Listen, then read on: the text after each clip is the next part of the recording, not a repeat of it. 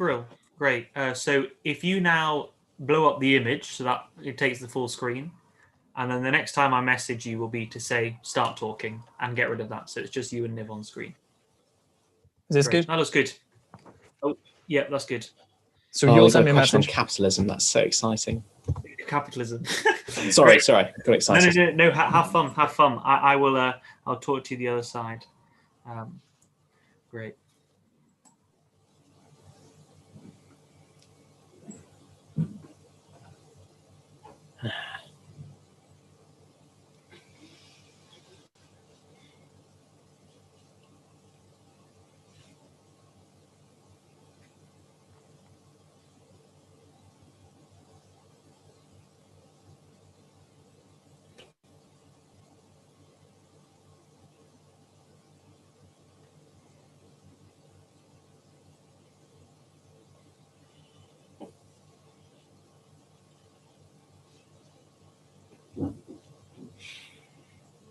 Oh, Igor, if you change your name... Okay, no.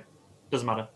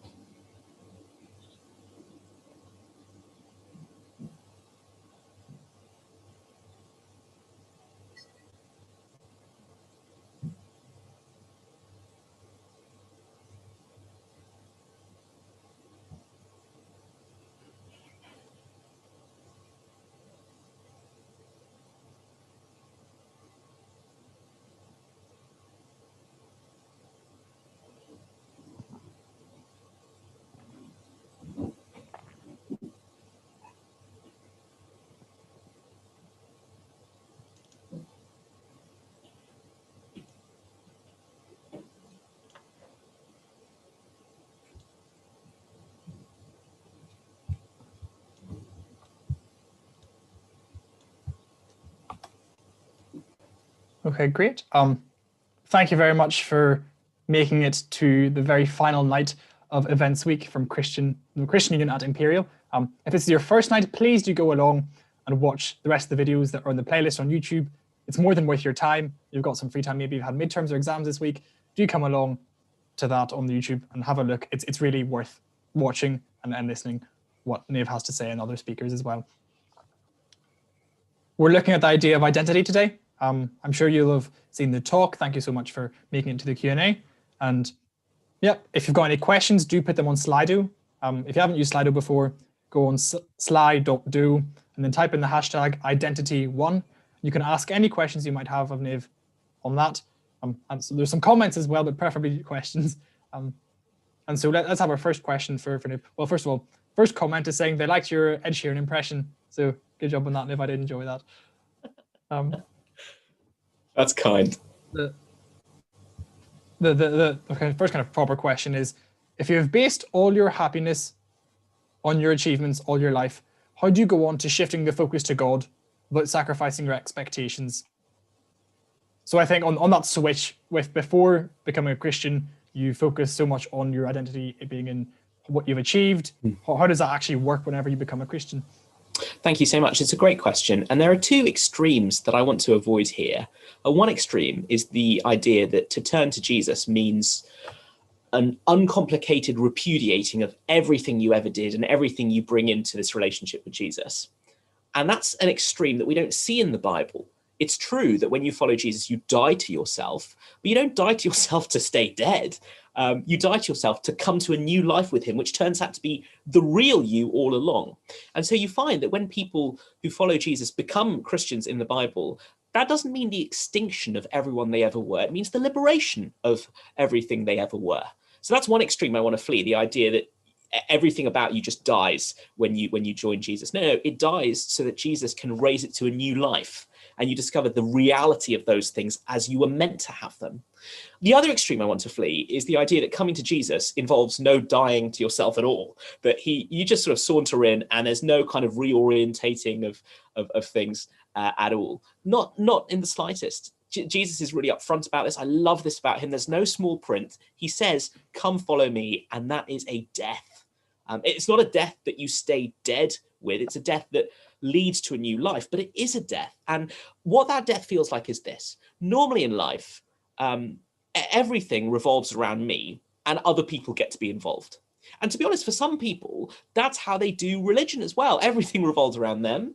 But God somehow gets to be involved. And if at the end of this week you're thinking, oh, I like this Jesus guy, he could add something to my life, perhaps I could go on things revolving around me and he can now get involved. Well, I've got to say that doesn't work. That doesn't work. Jesus is so big, so life-changing, that to really know him is to discover how he displaces everything else going. It is, if you want to, I don't know, do a bit of history of science, it's a Copernican shift. We're no longer at the center, but now the sun is at the center of the solar system. And that's the object big enough that its gravity can keep all the order orbiting it. So that's what it looks like now.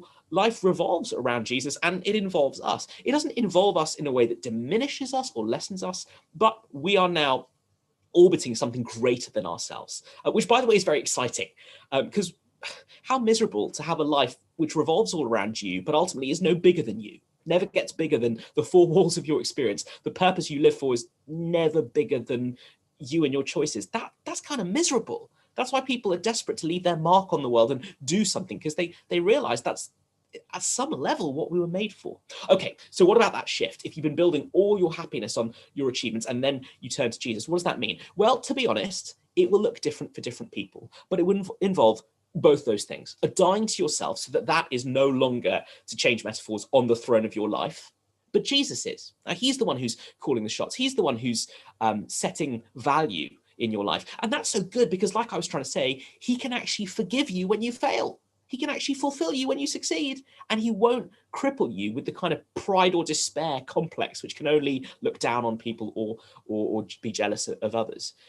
And so what that will mean is that a lot of the stuff from sort of your BC period of life before Christ is going to continue, but just in a different way, transposed to a new vision, kind of that Copernican shift. You know, ancient cosmology wasn't stupid. They knew the bits that were in the solar system. There was just a sort of metaphysical commitment that meant that they put the Earth in the center. What changed with that Copernican shift was a reorientation of people's understanding of reality. And that's what happens when people become Christians. And all these other things will now orbit Jesus the way they're meant to, according to the gravity of his goodness, if you like. I think it's really helpful because so often people think, oh, if I become a Christian, it's all about giving up things, but giving up all the things I used to like to do. But you phrase it that it's not about giving up. Instead, it's about receiving that which we're made for, which is better. Yes, and it's death to the old self, but you've got the new self, which is better. Exactly, and it looks intimidatingly painful because it looks like you are giving it up. And that's why faith is involved. You have to personally trust Jesus that what you let go of for his sake, he will give you back better than you could have had it any other way. And that's something, that's the reason why these evenings we've had an interview with someone to show you in their lives, as well as in what I'm saying, that that's not a leap into the dark, that the kind of faith which lets go of things for Jesus isn't ultimately disappointed, because what they discover from Jesus more than makes up for it.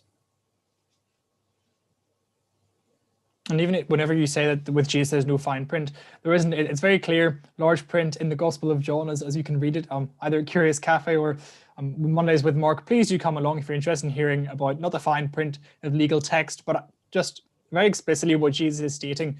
Please come along and have a look, because what he's offering, as we've heard, is better than what we're currently clinging to so often. The next question, Slido, is quite an interesting one. If God values everyone equally, then what makes me different? Why am I special? So if we're all kind of the same, I'm just as valuable as everyone else, I'm no longer unique, I'm no longer special. So what makes us still special then? Great. I'm going to approach this question first at a sort of simple level, and then dig a little bit into the foundations of Christian belief, which explains why that's true. And at the simple level, it's as simple as this. God loves to create variety. It's an old saying that many have said before, that when human beings freeze ice, we make ice cubes, everyone the same. But when God freezes ice, when humans freeze water, right? But when God freezes water, he makes snowflakes, each one of them unique and different in minute and beautiful ways. That's how he does things. That's the kind of creator he is. He loves variety. He isn't someone who's just I don't know, choosing to listen to bagpipes, which drown out every other noise. He's crafted the most amazing orchestra in creation, so that all sorts of things work together and complement one another.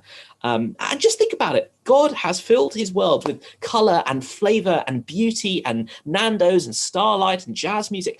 And all these things are so possessed of a goodness that just fits. Okay, so if that's possible, and God is that kind of creator, why not think that that's true about you as well? Particularly when he says he is, particularly when he says that he loves you, that he made you in his image. And this is the thing, when God makes people in his image, well, that doesn't mean is that, humans look like God, because God doesn't look like anything. He's beyond time and space. What it does mean is that each of us has real dignity, because God has set his love on us in a unique way, called us to a different kind of existence from anything else in the universe that we can see or hear or touch. And therefore, it something about you is inestimably precious, and you have a value that is non-negotiable. No one, like other people, might not recognize it, but that does not mean it's not there. Okay, so that's at the simple level. Let me dig a little bit below the surface. Why is it that when God makes a creation, there's that beautiful variety, and it's not just like the Clone Wars and they're all just processing out exactly the same? Why is that? Well, it's because of the kind of God God is. At this point, it's getting really kind of profound and deep, so I'll do my best. But essentially, God has a glorious degree of variety in his own nature. Christians have picked up from the Bible that God exists forever, one God, only one God, but that in the divine life of the one God, there are three: the Father, the Son, and the Holy Spirit. Now, I don't want to say, okay, and therefore, because God is three in one, therefore, variety, etc., because there is no straight line to draw between God and creation. But this is important to recognize, because it tells us this is a vision of a God who delights in love and the joy found in the other in his own nature. He didn't have to create the world in order to find someone to love, because he always has been love in these three persons, Father, Son, and Holy Spirit. And therefore, we should expect that the created world corresponds to the fullness of life that is in God, a life that is not lonely, but loving. And therefore, we should expect that that kind of God can ground a reality in which variety is not a problem. And it's not a kind of competition where the one either annihilates the many, or the many kind of fragments the one forever. Rather, these two things are not a problem for this God, and therefore they're not actually meant to be a problem in creation. So to answer the question, what makes you different is all the stuff God has made you to be. And that will appear at all sorts of levels. It could appear at the level of personality or physique in all sorts of ways. But the glorious thing that Christianity says is, whatever that difference is, the pressure is not on you to have to find it or perform it or achieve it. It is in God's sight. He sees it in you and he loves it in you. And when you, as it were, bathe in that love for you, you discover the kind of security which means you can be who you really are. And there's no fear in that. There's no pressure to have to perform that. it's wonderful. There's nothing like it. Our culture wishes it knew what that was like. And the good news tonight is you can have it. The idea of us kind of being free to be authentic. There's so much often we talk about, oh, is that authentic on social media, or people being authentic? But yes, with God, we have the freedom to be ourselves because he knows us anyway. And we can't put on a facade that he can't see through. The following question, a similar idea, well, of course, they're all about achievements. You said our achievements are just gifts from God, so we cannot brag.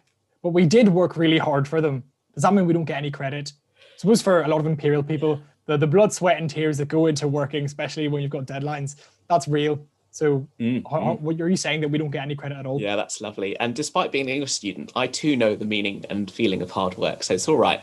That's a great question. Well, here's the thing. Value is not something you achieve from God. It's something you receive from God. But the glorious thing is that God chooses to recognize hard work and loves to see it, and even loves to reward it. Now, that's not the same as saying your value is performed for, but it is the same as saying that he notices and he loves it. There's a moment where Jesus is talking to his followers. This is in Mark's Gospel, chapter 9. And he says that anyone who gives someone so much as a cup of cold water in his name will not lose their reward in heaven. That's the kind of God we're talking about. The kind who's so good to you that when he sees your wrongdoing and failings, he says, let me pick up the bill. Let me pay for that in person. But when he sees your good deeds, even though in one sense, it isn't a sort of strict wage economy, still loves to reward it, still loves to look behind the heart of it and respond in kindness. Now, that's double-edged because it means that there are all sorts of seemingly good things in our lives, but go beneath the surface where only God can see, and there's a real rottenness. And of course, that's why we need Jesus to step in and forgive us. But once you know his forgiveness, there's this astonishing promise that he loves to see the good you do, and it pleases him. That's one of the things you read in Paul's letter to the Thessalonians. It pleases him to see his people living like that. Let me just say one more thing on this, which is a bit autobiographical. I am a huge perfectionist. It's big for me, and when I was a student, it mattered to me so much. And one story Jesus told really changed my life, actually. It's a story in which there's a man. He's the king of a kingdom, and he entrusts 3 of his servants with a talent of gold. And a talent was like a year's worth of wages, so don't think of like a competence or skill. And when he comes back, one of these people has, through incredible shrewdness and Alan Sugar level marketing, made his 1 talent into 10 talents. He's scaled it up. And then there's another servant who's done the same thing, only he got only 5 talents. And there's a third servant who basically did none of those things. He buried this bunch of gold under the ground and left it. And it's really interesting to see how this king in Jesus' story, who is obviously Jesus himself in the story, responds to each of the 3. With the person who just buries it, he punishes him. He says that was so hard-hearted, because it turns out the problem was that person didn't trust the king of the kingdom and thought, you're just a hard man, why should I work for you? But with the other 2, one of them kind of had a 5-fold increase. The other one had a 10-fold increase. You are all imperial, and you don't need to tell me to tell you that one of them was 2 times as good as the other one, right? But, and I love this, Jesus says exactly the same thing to both of them. Well done, good and faithful servant. Come and enter the joy of your master. In other words, with Jesus, there's a new kind of metric that looks at the heart, which means that even if someone else is, literally on paper twice as good as you, that doesn't mean they're twice as loved. Actually, Jesus knows our aptitude, our potential. There are some people for whom it's a falling short if they don't get a first. They have the skills and the aptitude. There are other people who, like I'm definitely one of them, could never get a first in the degrees you do at Imperial. That's, Jesus isn't going to love the person who did with a first-class love and then love poor old me with like a third-class love if I've even passed. Do you know what I mean? That's really wonderful. So our achievements, we don't brag about them, and yet at the same time, amazingly, Jesus notices, and even chooses to reward. Yeah, thanks. That's really helpful. Got a question about capitalism. Political. Is capitalism a just system when it's based on individualism and selfishness, in contrast to the teachings of generosity, altruism, and kindness by Jesus Christ? So, great contrasting questions. capitalism, the way they say it now, with the values that Jesus is teaching in the New Testament. Yeah, thank you. Oh gosh, I could talk about this for absolutely ages. The first thing I want to say is most people I've spoken to think that capitalism and communism are basically the only two alternatives you have. And so if I'm slating capitalism, then people think, so you're saying communism. I just want to begin by saying no, not at all. Communism is an actual failed experiment when you look at the 20th century. It doesn't exist anymore on the sort of Marxist-Leninist principles that were tried out in Russia. And so you don't need me to give you that history lesson, but I'm not saying communism great. However, if you look at capitalism and you see this tendency to treat individuals as isolated atoms and to reduce everything about them to nothing more than monetary value, and you see that that's a mismatch with how Jesus acts, then you would be absolutely right. And that is the best thing about being, well, no, it's not the best thing. It's one of the best things about being a Christian. I'm not left in the game saying, communist, capitalist, which one should I be? I have to choose one. In a sense, if I trust Jesus, I don't have to jump on one bandwagon or another. I actually have a position from which to critique and assess these things and look at capitalism and say, that is not okay. There are some things in life that you can never put a price on, actually. And that's what, that's why human trafficking is wrong, for instance. There's some places in life that are not a market square. There are some things that are so sacred, they cannot be bought or sold. And in fact, that's one of the things that happens when Jesus goes to the temple in chapter 2 of John's Gospel. He is furious because a kind of monetary valuing has come to dominate any definition of sacredness in that moment. So yes, the teachings of generosity, altruism, and kindness in Christ would explode the worst of capitalism. I have plenty of economics friends who will tell me, who are also theologians, that free market principles with the right kind of I guess structure around it can comport with generosity, altruism, and kindness. And I'm willing to take their word for it because I'm not an economist or an expert. But what I am able to say is that, neither communism nor capitalism are actually going to sort of do the job as long as human brokenness factors into this. Human selfishness, that acquisitive greed that cannot be tamed. The dwarves in Moria, they delved too deep, and what happens then. So there's a sense in which until that's dealt with, I can't expect any financial or economic system to bring the harmony and justice I'm looking for. The next conversation to have is, okay, how do you do capitalism in a way that doesn't hollow people out? And that's a good conversation to have, but probably not for tonight. I think it's particularly clear as well if you look at how Jesus approaches individuals, because he's spoken with the very wealthy and he's spoken to the poorest among them and the sick, and he treats them both very well, particularly the poor. So he's not kind of reducing them down to monetary value and treating them differently because of that. So it's very clear that Jesus isn't looking at them as purely financial instruments. Well, that's very clear if you look at anything in the New Testament where Jesus is. So would recommend, if you're interested in more about how Jesus' teachings align with capitalism, have a greater look at what Jesus' teachings are in the Gospels at one of our events that we have in the form in the description to sign in on or to fill that out. Another question, potentially quite a personal one, one that could be is really bearing what's on their mind here. How can God love me with all the things I've done wrong? Yeah, and that's a great question to ask, and so potentially painful. Can I encourage you to look at the interview from yesterday night on YouTube later with Billy McCurry, who, by his own admission, would say that he was led by the darkness and violence around him to do very dark and violent things. And I think you'll be encouraged to know that even someone who understands themselves well enough to see all the things they've done wrong, even someone in that situation can discover something life-changing in Jesus. So do have a good look at that story.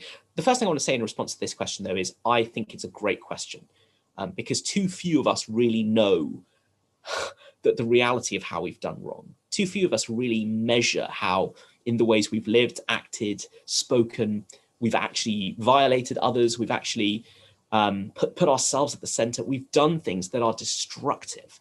And that's really kind of worrying because we're so good at spotting all this stuff in other people. And yet when it comes to ourselves, we give ourselves, all the benefit of the doubt. So if you're asking this question and you really mean it, can I tell you that is not a bad place to be? Because it means, thankfully, you're starting this conversation with Jesus without deceiving yourself, which is one of the things that wrongdoing, sin as Christians call it, is so miserable in. It deceives those who are enslaved by it. So our wrongdoing never really appears to us. If you're really saying that, that's actually not a bad place to be. And here's why. Jesus comes for people like you, if you've asked that question. If you look at your life and think, how could anyone love this? That is exactly the kind of person Jesus has come for. Again, in one of the accounts of Jesus' life in Mark, there's a moment where Jesus is hanging out with all the people who know all the wrong they've done, and everyone else looks at them and knows the wrong they've done. And the people who would never ask this question, who kind of go, isn't God lucky to have me because of all the things I've never done wrong? They are furious. They look at Jesus and they say, he cannot be from God if he's with them. And Jesus says something to completely shift their understanding. He says, don't look at this as medals being given out at sports day, where you beat everyone in the race, so how come all the medals are going to them? Look instead at the world as a hospital and understand me as the doctor. I am here for the sick. That's the kind of person I'm interested in. Healthy people don't need to see the doctor. And if you think you're healthy, Jesus is saying, that means you will not ultimately be interested in me or I in you. I won't have anything to do with you until you realize what your need actually is. Because he came for people like you and me.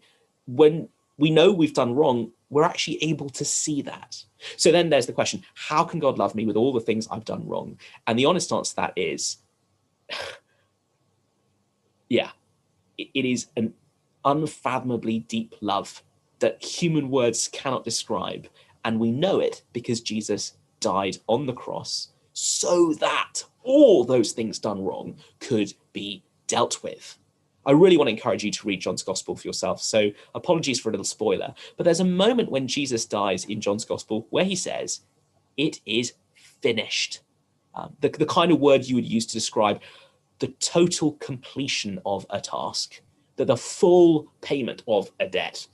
And when Jesus dies on the cross, it isn't just some kind of tragic accident or a horrible historical event. It is his purpose. It is by design. Because that death, where only the worst people were meant to go, that's what crucifixion was for, is the death Jesus chooses so that only the worst people can be set free from that. He wants to take their place. He wants to take your place and mine. So if you look at God, from a distance in your own imagination, you'd be quite right to say, wow, there's no way he could love someone like me. But if you look at Jesus dying on the cross from you, then you can see exactly what God is like, that he does love you even with all the things you've done wrong. And that is almost too good for words, almost too good to explain. But he's put his life into it. He's paid the ultimate price for you. To him, you are to die for. So if you're asking that question, in one sense, it's unanswerable. How can he? Well, he does, and it's better than I can explain. But I guess the question behind it is, can I really take this seriously? Can I know that he does? Doesn't this sound too good to be true? And the answer is written in flesh and blood as Jesus hangs, rejected and condemned on a cross for me, for you, for our forgiveness.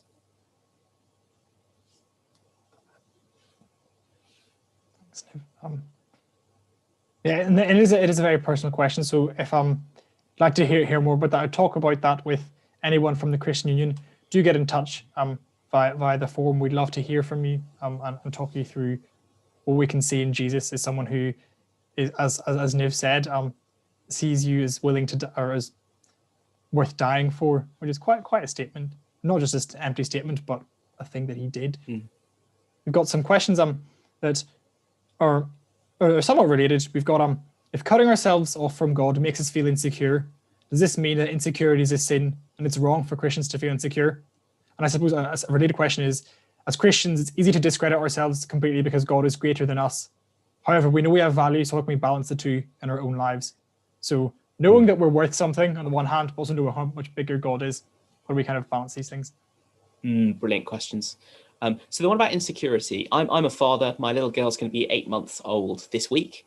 And so I want to say, if sin was never a thing, if humanity had never turned away from God, insecurity wouldn't be a thing either. But its presence in the world isn't necessarily another sin. It's more like a symptom. And so really what's happening is insecurity is a pointer to us of our need for greater, insert here, comfort, strength, refuge. We need to find solid ground for our feet.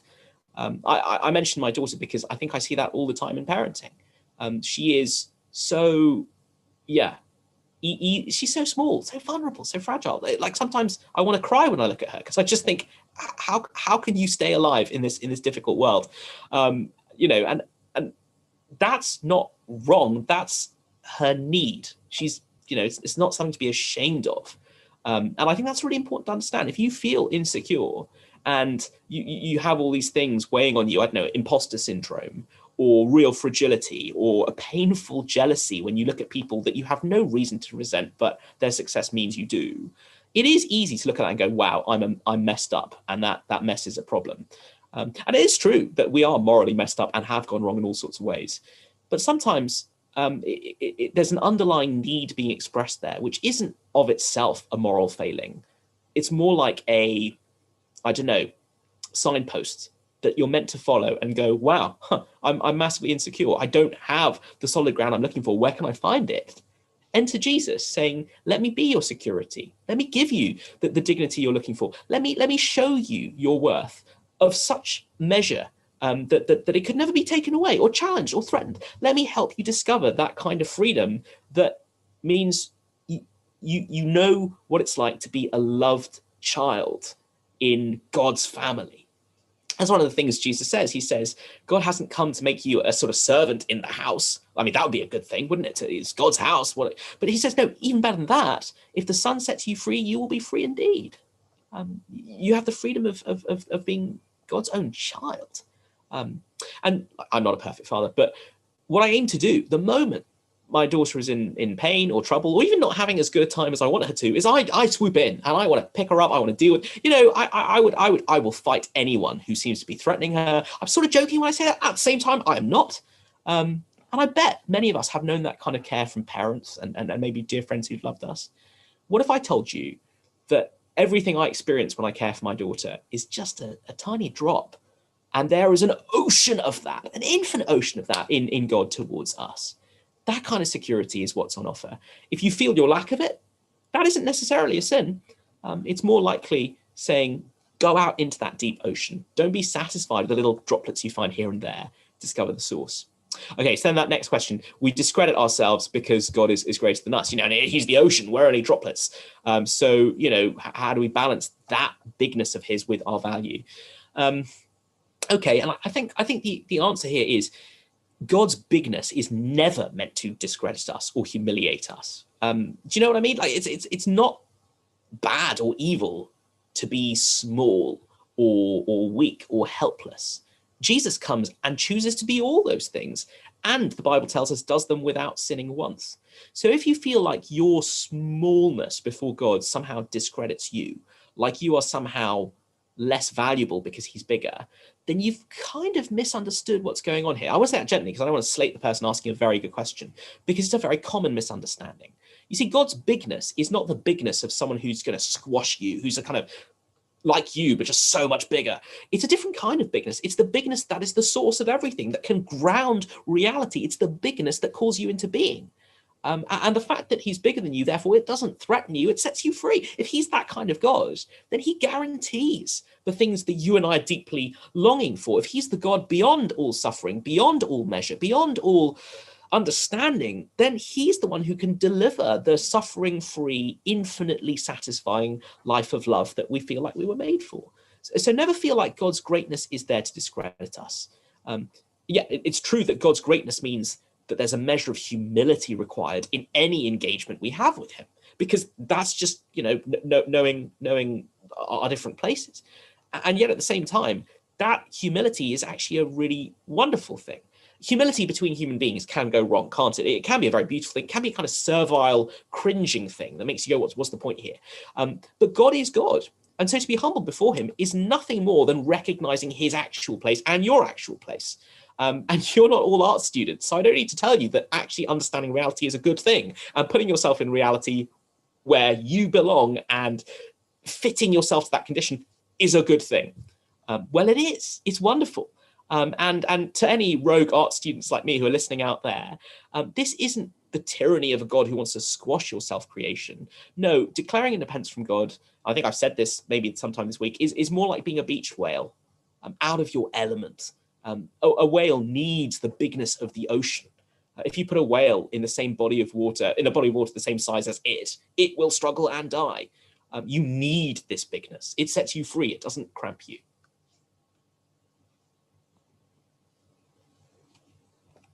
Another question which has quite a lot of likes. So the questioner isn't yet a Christian, but they agree with many of the messages mentioned tonight.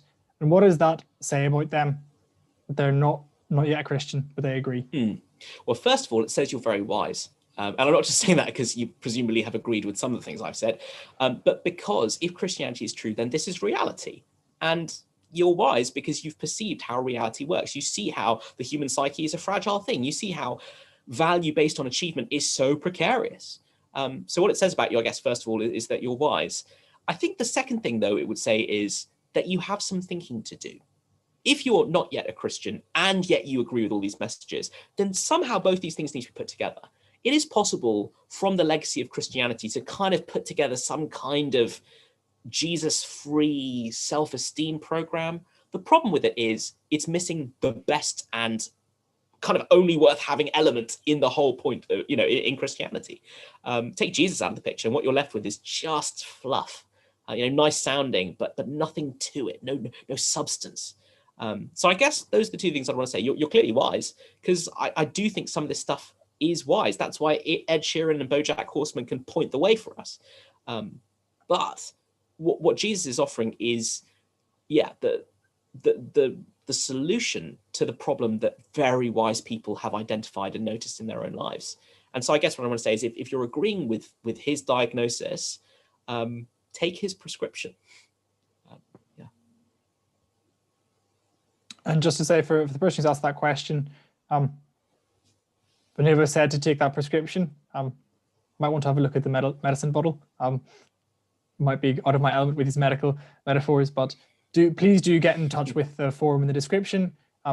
Curious Cafe to have a look at more about what exactly Jesus says. You're agreeing with the messages, but have a look to see if you see those messages and the truth of them in Jesus as he speaks in the Gospel of John. So Curious Cafe, come along to that. Mondays with Mark, or even if you're ready to read one of the Gospels with a member of the Christian Union, either who sent you the link to this or anyone in the Christian Union, fill out the form. We'd love to speak with you about that, because we agree. We do agree with the messages that are here tonight, but we see, like Niva said, that these messages without Jesus is you've lost the bite, you've lost the substance of the message. So please come along and see what that substance is and make a decision for yourself. I think there's other two related questions here. If Jesus gives us value and we give up our earthly aspirations, I don't understand how we will want to reach breakthroughs in the world or become better. And then the related question is, would the world never progress if we didn't aspire to be better?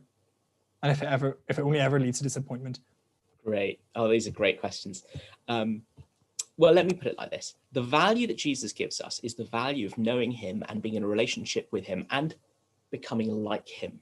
And because he is infinitely good, infinitely perfect, infinitely beautiful in his commitment to justice, therefore, you never run out of things to grow towards and grow into when you are following Jesus and becoming more like him. And therefore, if Jesus gives you value, then giving up earthly aspirations doesn't mean giving up aspirations. It means renewed aspirations. Aspirations that are different because they won't crush you when you fail, and they won't punish you for never attaining them. And it's not all on you, so the burden's not on you, but aspirations nonetheless.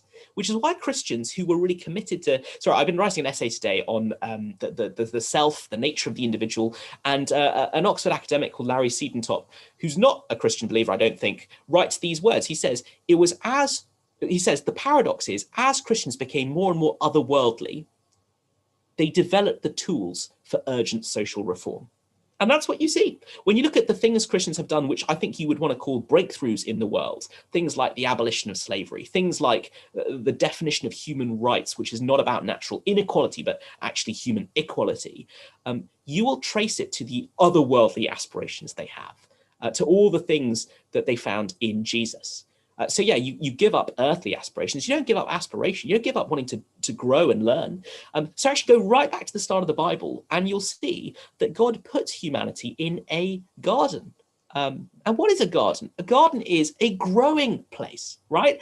It's this fusion of, sorry, I'm a city dweller, so it's hard for me to really go, but let me have a go. It's a place where nature and culture go together and it grows. He didn't sort of put them in a static place where nothing ever changes, nothing ever happens. The point is they were meant to grow into maturity that is beautiful and to beautify the world. That's what we were made for. And so right from the beginning, it was never God's purpose to sort of be close to God and therefore just, I don't know, inert robotic being, or apart from God and therefore have aspirations. No, the aim was to be with God and discover the most exciting aspirations of all, discover our real purpose, and in pursuing them, grow close to him as we do. And as we grow closer to him, to find ourselves driven to yet more glorious things that we long to do and discover and achieve. Thank you, Niv. So, yes, you gave up the kind of the earthly aspirations, but the aspirations that are based on or founded on Jesus, or even bigger and better as well, like we heard before. We're kind of coming to the end of our time, so that would be the last question we've dealt with. Thank you so much for asking all your questions. If you had any questions that you feel might have been answered before, do check out the previous videos on YouTube, and please do get involved through the form in the description. Events week isn't just 1 week and then the rest of the year the Christian Union don't exist. We meet regularly. We have any things happening throughout the year, so do get in touch, do get involved. If you've found anything at all interesting, if the conversations you've had because of this or the thoughts you've entertained have been sexually stimulating, we've become curious, or even you just disagree but you want to thrash out those disagreements, do come along to some of our events, particularly Mondays with Mark, if you've got disagreements, or not necessarily disagreements, but questions about things that Jesus did, please come along. There'll be students giving talks. I actually will be one of them. We'll be giving talks about what Jesus did in the presence of his disciples and other people at the time. That'll be starting up this Monday, so we've got the weekend and you can come join us. Do get involved with that if you're interested in discussing. We've also got Curious Cafe, which is going through the Gospel of John, which Niv has been going through this week, quite masterfully, I might add. We're going through that, looking at what Jesus said, and making up our mind, is this man who he said he was? What did he say? I know personally, before I read through the Gospels, my idea of who Jesus was miles apart from what he actually said and did. So do come along and actually be better informed about what Jesus said, because this is information that isn't just intellectually stimulating or challenging to grapple with. It offers fulfillment and joy, like we've heard this week, hope, all these things that Jesus offers. Please do take a look at them, because aren't things that are worth passing up on if you have the opportunity. So that's Curious Cafe. And if you're willing to read maybe one-to-one with a member of the Christian Union, either whoever invited you to this or anyone else, do fill out the form. We'd love to spend the time with you to answer all your questions. Yes, we might have to take a bit of time to research them, but we will get back to you on your questions, because we all agree that these questions are important to get to the bottom of who Jesus is. So we're more than happy to help you get there. So please get involved through the form in the description. Don't feel as if we wouldn't want to see you there. We'd be more than happy to see you there. If we were in person, you'd be able to see that more clearly with our mannerisms, but it's over Zoom, so it might feel a bit less personal. We'd love to see you there, even yes, if it's on a Zoom call. Please get involved in that. That being said, that brings us to the end of Events Week. I hope you've enjoyed it. If this has been your first night, do please watch the rest of them. If you've been with us for all 5 days, thank you for sticking with us to the end. It's very brave to give up so many of your evenings to listen to this. So thank you very much, and I hope to see many of you on Monday with Mondays with Mark and Curious Cafe. Thank you very much, Niv, so much for your all your hard work in preparing the talks and Q&A for this week. It's been delightful. Thank you for your questions. Obviously, better to have done this in person, but in some ways, the Slido has been a great way to hear questions that have been so rich for me. And I've read some of these questions and thought, I wish I wrote an essay on that. That would be such a stimulating one. I also just saw one that said Trump or Biden, and I was like, thank goodness we didn't have to answer that one, because I don't think I've got any wisdom on that. Who knows? Anyway, thank you.